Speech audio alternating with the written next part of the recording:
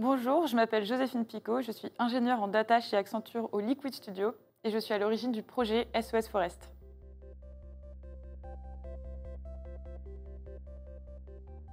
SOS Forest, c'est une solution d'intelligence artificielle qui permet de détecter les feux de forêt dès leur apparition afin de mieux les maîtriser.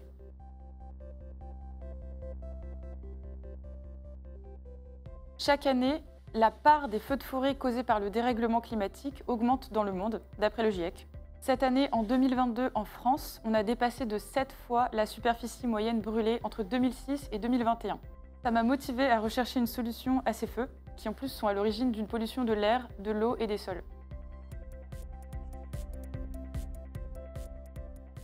Il y a plusieurs mois, j'ai participé à un concours d'innovation organisé par Accenture en interne, pour lequel j'ai proposé de générer des images synthétiques de départ de feu, afin d'entraîner une intelligence artificielle à les détecter.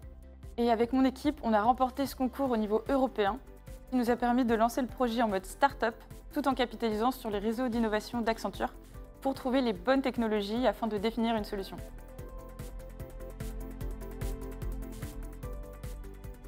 Aujourd'hui, on est 6 collaborateurs à bosser sur le projet. Et au début, on a généré quelques images synthétiques avec lesquelles on a entraîné une IA. Puis de fil en aiguille, on a eu les premiers résultats concluants. Et on a intégré notre IA dans un nano-ordinateur connecté à une caméra. Donc tout ça prenait forme petit à petit et c'était génial. Depuis peu, on a intégré un programme plus large au niveau global qui inclut l'utilisation de capteurs et d'images satellites. En parallèle, on a rencontré des pompiers et on a eu la chance de tomber sur des personnes pleines d'idées, ouvertes, qui nous ont challengés.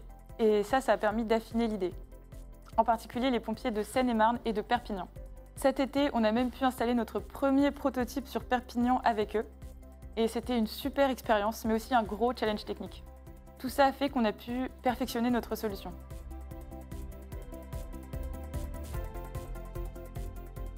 Alors, la première étape, c'est de rendre nos caméras autonomes en énergie pour pouvoir les placer là où on veut, surtout là où il n'y a personne.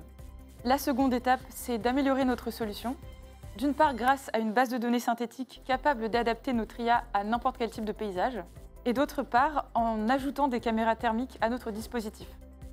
J'ai vraiment hâte de voir ce que ce projet va donner. En tout cas, on est tous super motivés.